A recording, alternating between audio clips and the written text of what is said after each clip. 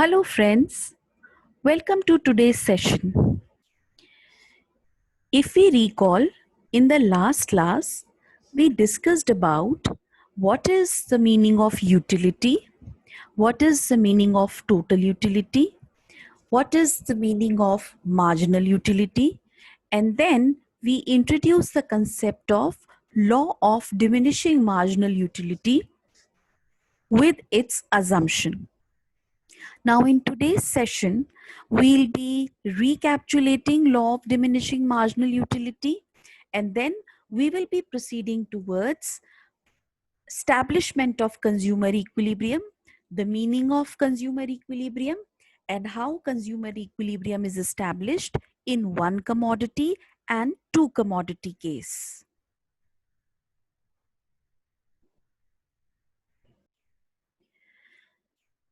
To begin with, let's recapitulate law of diminishing marginal utility. Now, the statement of the law is, as more and more units of a commodity are consumed, marginal utility derived from every additional unit must decline. And we saw the relationship between total utility and marginal utility in last class also. So this law says that if we consume more and more units of a commodity, then marginal utility derived from every successive additional unit is declining. See, reason is very much clear. अब क्यों decline होती है बेटा marginal utility? Because जो जैसे ही आप successive units consume करते जाते हो तो आपकी जो इंटेंसिटी ऑफ डिजायर होती है उस कमोडिटी को लेने की वो धीरे धीरे ग्रेजुअली फॉल होती जाती है ना. देखिए, suppose you are very hungry, so you are going to relish the first chapati. Slowly and gradually, when you will start consuming more of chapatis, so the intensity of desire to have that chapati goes on decreasing. अब क्यों decrease होता है बेटा? क्योंकि आपका पेट भरता जा रहा है ना. Your stomach is full, now you are more satisfied. तो ये बेटा साइकोलॉजिकल लॉ है, फंडामेंटल साइकोलॉजिकल लॉ है, फंडामेंटल लॉ ऑफ सेटिस्फैक्शन है. ये हर गुड और हर सर्विस के साथ होता है कि जैसे मेरे पास कोई गुड या सर्विस या कोई कमोडिटी, जैसे मैं उसकी कंजम्पशन इंक्रीज करती हूँ तो हर एक सक्सेसिव का मतलब एक के बाद एक, हर एक सक्सेसिव यूनिट्स की कंजम्पशन के बाद जो मेरा सेटिस्फेक्शन लेवल है वो डिक्रीज होता जाता है. जो मार्जिनल यूटिलिटी है that is derive from every additional unit is going to fall. Now we have learned about so many assumptions, but the basic assumptions of law of diminishing marginal utility which we are going to use for establishing consumer equilibrium are two. आपने last class में ध्यान दिया होगा, we had discussed approximately 7 to 8 assumptions of law of diminishing marginal utility, but the two basic assumption of law of diminishing marginal utility जिनकी help से हम आगे consumer equilibrium को डिराइव करेंगे वो दो ही हैं. पहला, only standard units of commodity are consumed. For example, a cup of tea, not a spoon of tea. A scoop of ice cream, not a spoon of ice cream. है ना. क्योंकि अगर मैं एक स्टैंडर्ड यूनिट नहीं लूंगी तो मैं मेरे को वन स्पून ऑफ टी से जो सेटिस्फेक्शन मिलती है, सेकेंड स्पून ऑफ टी से भी सेम सेटिस्फेक्शन मिलेगी, थर्ड स्पून ऑफ टी से भी सेम सेटिस्फेक्शन मिलेगी, क्योंकि मैं स्टैंडर्ड यूनिट नहीं कंज्यूम कर रही हूँ. और कंजम्पशन करते समय मुझे ये ध्यान रखना है कि जो कंजम्पशन है सक्सेसिव यूनिट की वो एक ही टाइम पर हो रही है. This is what the second basic assumption of law of diminishing marginal utility. Consumption of a commodity is continuous, एक ही टाइम पे कंटिन्यूस कंजम्पशन हो रही है, not that one unit of commodity is consumed now and the other tomorrow. क्योंकि अगर मैं अगले दिन कमोडिटी को कंज्यूम करूंगी तो मुझे वही सेम लेवल ऑफ सेटिस्फेक्शन मिलेगी जो मुझे फर्स्ट डे फर्स्ट यूनिट को कंज्यूम करके मिली थी. Fine. Now with these two basic assumption, let's introduce the concept of consumer equilibrium. कि consumer equilibrium क्या होता है? Now the concept of consumer equilibrium is that if a consumer is going to spend all of his income to purchase goods and services, and the prices of the goods and services which the consumer is consuming is fixed and it's not changing. Fine. So after spending whole of his income in the purchase of the goods and services whose prices are fixed, the maximum satisfaction which the consumer is going to get after consuming the goods and services is basically consumer equilibrium. That means a consumer is in equilibrium when given his income and market price of the goods, he plans his expenditure on different goods and services in such a manner that after the consumption of goods and services, he is going to get the maximum satisfaction. सीधी सी बात है बच्चे कि अगर हम 100 rupees spend कर रहे हैं और 100 रुपीज, सपोज मेरी टोटल इनकम 100 रुपीज ही है और टोटल 100 रुपीज स्पेंड करके if I am purchasing one commodity and the price of that commodity is, let us say, rupees 10, and I am purchasing 10 units of that commodity, that means that I am going to derive the satisfaction buy that commodity equal to the amount of rupees spent to buy it. यानी कि मुझे उस commodity से 100 rupees worth की satisfaction मिल रही थी, तभी मैंने उस commodity के जिनकी प्राइस ₹10 पर यूनिट थी उसके 10 यूनिट्स परचेज कर लिए. So the ultimate objective is कि कस्टमर की, कंज्यूमर की मैक्सिमम सेटिस्फेक्शन होनी चाहिए. जहां जिस पॉइंट पे आके मैक्सिमम सेटिस्फेक्शन होती है वो हमारा कंज्यूमर इक्विलिब्रियम होता है.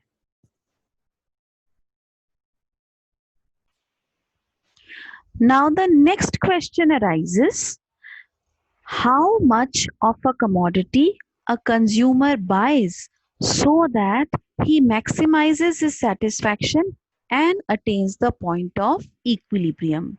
बेटा अगर मैं फिर से प्रीवियस स्लाइड दिखाऊं तो हमने क्या बोला कि कंज्यूमर अगर अपनी सारी जो उसकी गिवन इनकम है उसको स्पेंड कर दे और market price of goods and services is given, जो भी वो गुड्स एंड सर्विसेज परचेज करता है उनकी मार्केट प्राइस इज गिवन, और वो अपने एक्सपेंडिचर को इस तरीके से प्लान करता है कि he is going to get the maximum satisfaction by consuming the goods and services, then we say that the consumer is in equilibrium. अब इसमें क्वेश्चन ये अराइज होता है कि ठीक है, इनकम भी वो पूरी स्पेंड कर रहा है, प्राइस भी गुड्स एंड सर्विसेज की गिवन है, इट विल नॉट चेंज. तो क्वेश्चन अराइज होता है कि वो कितनी कमोडिटी की कितनी क्वांटिटी परचेज करेगा कि उसकी सेटिस्फैक्शन मैक्सिमम हो. Fine. This is what we are going to learn in marginal utility analysis and consumers equilibrium. Now, the discussion with reference to two situations. पहली सिचुएशन है only one commodity is consumed, लेकिन ऐसा तो होता नहीं है. Consumer तो consumer consumes many commodity, है ना. ऐसा नहीं है कि कंज्यूमर सिर्फ एक ही कमोडिटी कंज्यूम करता है. कंज्यूमर तो consume 2, 3, 4 and more commodities. Fine. तो हम अपनी डिस्कशन पहले we are going to prove our point of establishment of consumer equilibrium in case of one commodity, and then we'll expand it to 2 or more commodities. Now, consumers equilibrium, one commodity case. Purchase of a commodity by a consumer depends upon 3 things. ठीक है. सबसे पहली price of the commodity, जो कि हम मान के चलेंगे फिक्स्ड है. Then marginal utility and total utility of the commodity that we are going to calculate. Just to recapitulate, total utility होती है the total satisfaction which the consumer is going to get by consuming all the units of a commodity, और marginal utility होती है addition to the total utility when one more unit of additional quantity of a commodity is consumed. And the third thing on which this consumer equilibrium will be dependent upon is the marginal utility of money. ठीक है, अब हमारे पास ये नई term आ गई marginal utility of money, क्योंकि marginal utility of money क्या होता है ये हमें जानना जरूरी है if we want to learn consumer equilibrium in one commodity case. दोबारा से देख लीजिए बेटा, consumer equilibrium one commodity case is going to be dependent upon three things. First, price of the commodity. Second, marginal utility and total utility of the commodity. And third, marginal utility of money. So let's first understand what do we mean by marginal utility of money. बेटा marginal utility का मतलब again, अगर मैं marginal utility का literal meaning देखूं तो marginal utility क्या कहती है? Utility means satisfaction. Marginal utility का मतलब additional satisfaction which we are going to derive by one unit of commodity. तो मार्जिनल का मतलब होता है one, utility satisfaction. So marginal utility of money means worth of a rupee to a consumer. 1 रुपी की एक consumer की नजरों में क्या वर्थ है, that is marginal utility of money. अब कैसे पता लगाए कि कंज्यूमर की नजरों में 1 रुपी की क्या वर्थ है? लेट्स सी, मेरे को 1 रुपी लेट्स से 5 यूटिल्स की सेटिस्फेक्शन लेता है, आपको 1 रुपी 6 यूटिल्स की सेटिस्फेक्शन देता होगा. लेकिन हम कैसे पता लगाएंगे कि मुझे 5 यूटिल्स की सेटिस्फेक्शन दे रहा है और आपको 6 यूटिल्स की सेटिस्फेक्शन दे रहा है? For that, let's first understand that what do we mean by worth of a rupee. This worth of a rupee, consumer is expected to define it himself. Worth of a rupee consumer अपने आप define करता है, क्योंकि हर consumer के लिए worth of a rupee is different, सबके लिए different है. The assumption is consumer defines worth of a rupee in terms of utility that he derives from a standard basket of goods he can buy with a rupee. क्या मतलब हुआ बेटा इसका?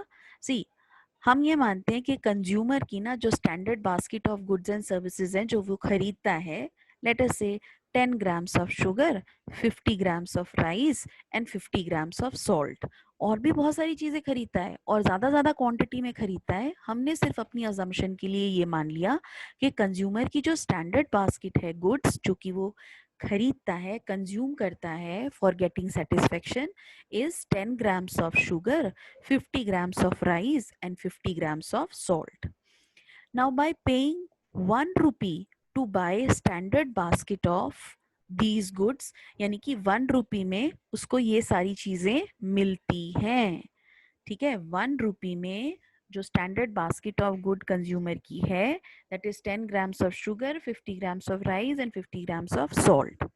अब इन तीनों चीजों को कंज्यूम करके कंज्यूमर को जो मैक्सिमम सेटिस्फेक्शन मिलती है, total utility from these goods is से 4 यूटिल्स.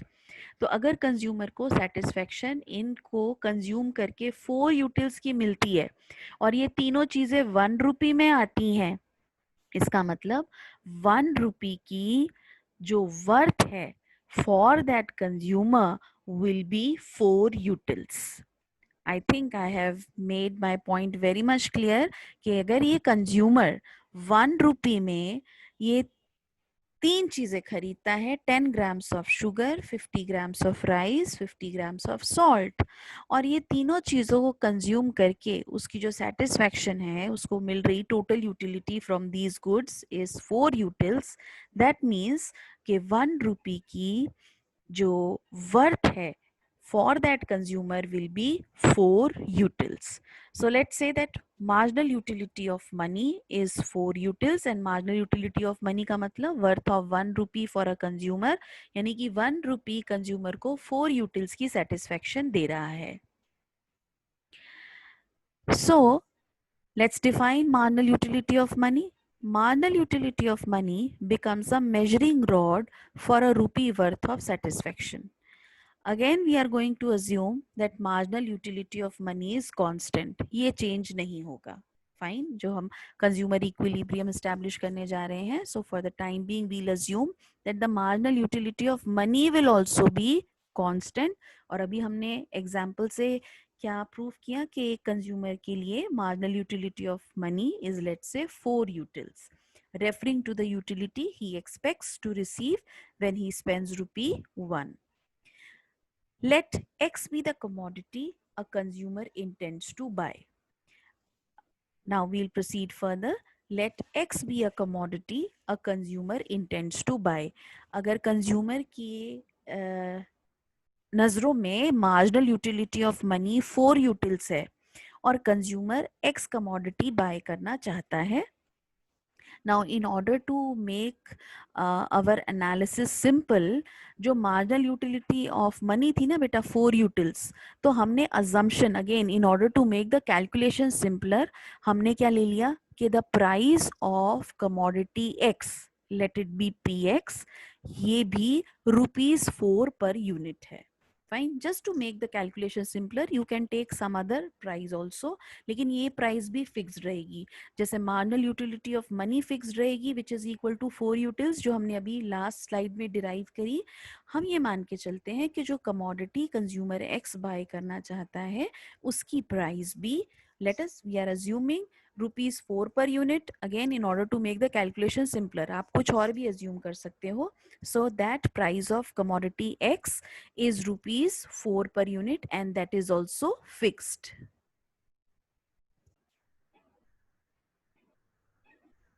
So बेटा हमने प्राइस ऑफ अ कमोडिटी को मार्जिनल यूटिलिटी ऑफ मनी के बराबर इक्वेट किया just to simplify the calculation. अब हम प्रोसीड करते हैं कि कंज्यूमर इक्विलिब्रियम कैसे एस्टैब्लिश करेंगे. अब देखिए बेटा, marginal utility of money it is 4 utils and marginal utility of the commodity is given in the next slide which we want to buy, that is X.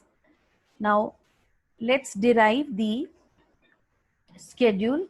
Marginal utility schedule of commodity X is given to us. We know that marginal utility is falling.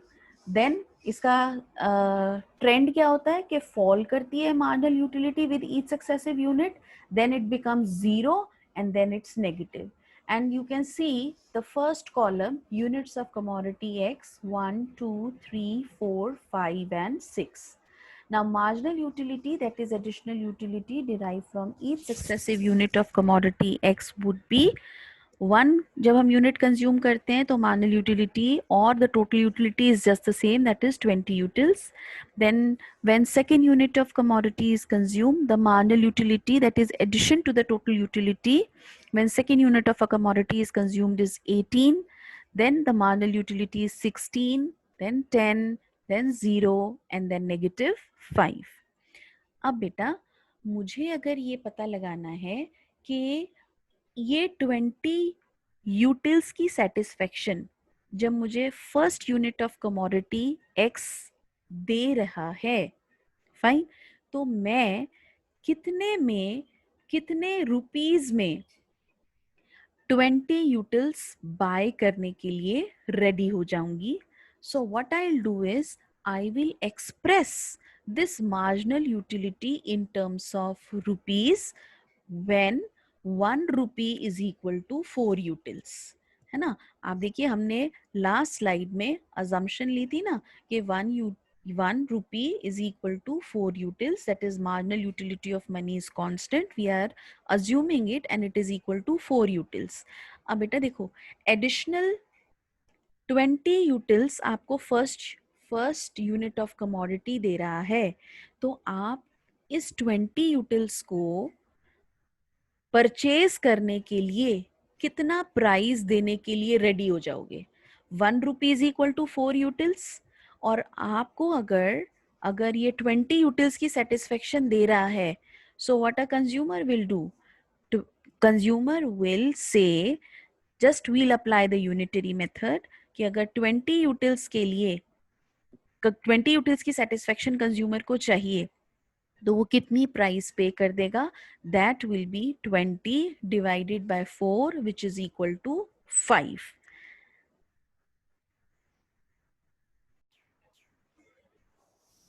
Now we are going to apply unitary method.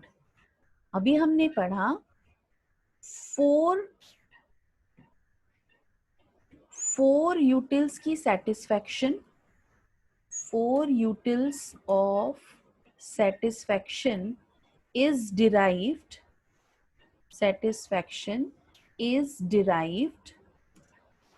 from ₹1. ठीक है, 1 रुपी से हमें 4 utils की satisfaction मिलती है. ठीक है, तो 1 यूटिल की सेटिस्फैक्शन मुझे कितने रुपीस से मिलेगी? 1 यूटिल of satisfaction is derived by ₹1 upon 4. अब मुझे पहला यूनिट कमोडिटी एक्स का जब मैं कंज्यूम कर रही हूँ तो मुझे वो 20 यूटिल्स की सेटिस्फैक्शन दे रहा है. So for getting the satisfaction worth of 20 utils, fine, तो मुझे 20 यूटिल्स की सेटिस्फैक्शन कितने में मिलेगी? अगर 1 यूटिल की सेटिस्फैक्शन 1/4 रुपी दे रहा है, देन 1/4 ये सेटिस्फैक्शन हमें मिल रही थी 1 यूटिल, सॉरी 1/4 रुपी स्पेंड करना पड़ रहा था to get a satisfaction of 1 util. तो 1/4 इंटू 20 अगर हम करें, we are going to get ₹5. That means 20 utils की सेटिस्फैक्शन लेने के लिए कंज्यूमर 5 रुपी स्पेंड करने के लिए रेडी हो जाएगा. फाइन, अगर कंज्यूमर 5 रुपी स्पेंड करने के लिए रेडी है और हमने अभी क्या अज्यूम किया था, that price of the commodity X, हमने अज्यूम किया था price of commodity X is equal to ₹4 per unit, और हमने बोला कि ये कांस्टेंट रहेगी, ये चेंज नहीं होगी. अब आप देखिए कंज्यूमर को, अगर कंज्यूमर को 4 रुपीस की चीज उसको लगता है कि ये 5 रुपीस वर्थ की है, फाइन, तो डेफिनेटली अगर उसको लग रहा है कि 4 रुपीज में मुझे 5 रुपीज वर्थ की चीज मिल रही है, तो consumer will buy it. Fine, now in this way, in the third column, we are going to express marginal utility which we are deriving from each successive unit of commodity X. We are going to express the marginal utility in terms of rupee when 4 utils, 1 rupee is equal to 4 utils. So 20 divide by 4 is equal to 5. अब आप देखिए consumer इसको first unit को purchase करेगा और इसलिए purchase करेगा क्योंकि उसके लिए उसको 4 रुपीज की जो चीज है 5 रुपीज वर्थ की लगती है, तो वो और यूनिट्स परचेज करेगा. Then 18 divide by 4 is 4.5. Again 4.5 is greater than 4. तो अगर उसको 4 रुपीज की चीज जो उसकी परसेप्शन में 4.5 रुपीज की होनी चाहिए, अगर उसको 4 रुपीज में मिल रही है, then he will consume more. Then again he will purchase the third unit में when he is purchasing 16 units of a commodity. So 16 divided by 4 जब हमने एक्सप्रेस किया तो दैट मीन्स ही इज, उसके लिए 16 थर्ड यूनिट की जो value है दैट इज 4 रुपीज. तो जब 4 रुपीज की चीज 4 रुपीज में मिल रही है तो वो थर्ड यूनिट भी कंज्यूम करेगा. Now when he will be consuming fourth unit, तो मार्जिनल यूटिलिटी उसकी फॉल होके 10 हो गई. अगर मैं इस मार्जिनल यूटिलिटी को एक्सप्रेस करूं इन terms of rupees, so 10 divided by 4 which is equal to 2.5 rupees. अब बेटा कंज्यूमर की नजरों में फोर्थ यूनिट उसको सिर्फ वो तब परचेज करेगा जब उसको 2.5 रुपीज में अवेलेबल होगा, लेकिन मार्केट प्राइस तो कमोडिटी एक्स की 4 है, so a consumer will not purchase the fourth unit. Likewise fifth unit express in terms of rupee किया तो उसको वो तो जीरो वर्थ की लग रही है, मतलब he doesn't want to buy it. Fine. So he will he will not buy the commodity x more than 3 units. So 3 units पे उसका आपका equilibrium establish हो जाएगा. I hope that this schedule and the working is clear to all of you. Now in this slide, the working is being shown exclusively. Now, how many units of X the consumer will purchase to be in a state of equilibrium? Will he buy first unit of X? MUX of the first unit was 20 utils, worth rupees 5 for him, while the price of commodity X was rupees 4, so he will buy the first unit. Will he buy the second unit of commodity X? The marginal utility derived from the second unit was 18 utils. The worth of those 18 utils for that consumer was rupees 4.5, while the price was just rupees 4, so definitely he'll buy. Now, will he buy third unit of X? The marginal utility derived from the third unit of the commodity X is 16 utils. 16 utils were worth rupees 4 and the price of commodity is also rupees 4. So here you can see that the marginal utility of X expressed in terms of rupees is equal to your price of X, which is equal to 4. So this is what the consumer equilibrium is. Consumer बेटा third unit तक bye करेगा, उसके बाद वो bye नहीं करेगा.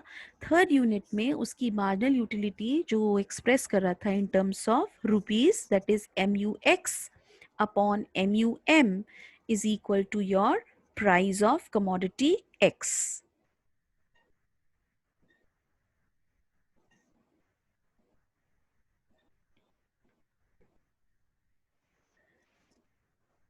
This is your consumer equilibrium when only one commodity is purchased, and you see that this consumer equilibrium MUX is downward sloping, showing that MUX declines as consumption of X increases according to diminishing marginal utility.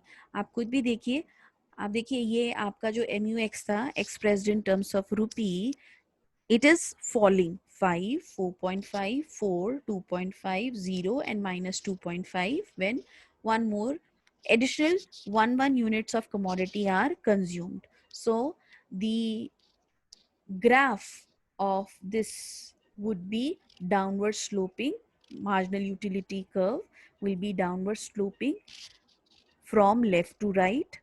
PX indicates the market price of commodity which is fixed. This price is fixed at rupees 4 and marginal utility expressed in terms of money, that is MUX divided by MUM. The curve which we get will be downward sloping. Now this curve is intersecting the price line at this point. That will be your equilibrium and this is going to be fixed at rupees 4. Now above this point, this area, the above triangle which is being formed, fine, this is termed as consumer surplus. Why? क्योंकि consumer को ज़्यादा benefit मिल रहा है in purchasing the goods, ज़्यादा benefit in the sense in terms of satisfaction. अगर वो 4 rupees की एक चीज खरीद रहा है तो उसको जो सेटिस्फेक्शन मिल रही है वो 4 रुपीज से ज्यादा मिल रही है. That is why this portion is termed as consumer surplus. Each point on MUX curve shows that MUX is in terms of money, that is ये जो बेटा कर्व हमारा डाउनवर्ड स्लोपिंग है ना, ये हमने डिराइव इसी से किया है। एमयू एक्स को, marginal utility of commodity x को डिवाइड करा मार्जिनल यूटिलिटी ऑफ एम से, तो हम इसको बोलते हैं marginal utility expressed in terms of money. It indicates the price that the consumer is willing to pay for each successive unit of a commodity, and equilibrium is stuck at point E. That means consumer is willing to pay equal to price he actually pays. So long as the price he is willing to pay is greater than the price he actually pays, the consumer makes a gain, which is called consumer surplus. है ना, ये जो consumer surplus है ये क्या हो जाएगा, APE or your PEA. This area is being represented by consumer surplus, क्योंकि consumer ज़्यादा प्राइस पे करने के लिए रेडी है और वो कमोडिटी उसको कम प्राइस पे अवेलेबल है, तो इस पोर्शन को हम कंज्यूमर सरप्लस कहते हैं. सो consumer equilibrium when only one commodity is purchased is being stuck at MUX upon PX is equal to MUM. This also we have derived. Let me show the derivation.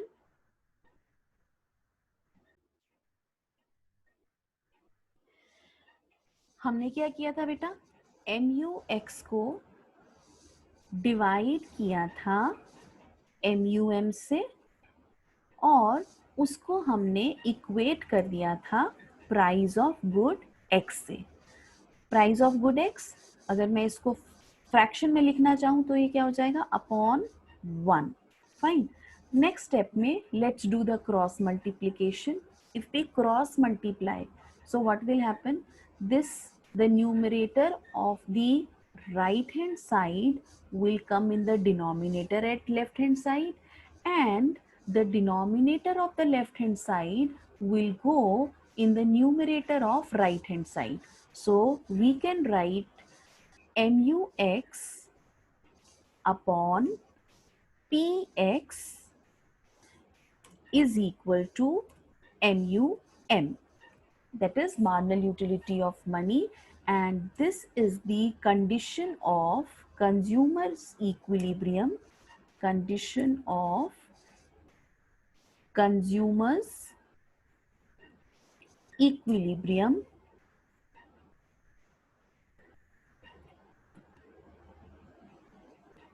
in case of single commodity. This is one commodity case, so in case of single commodity.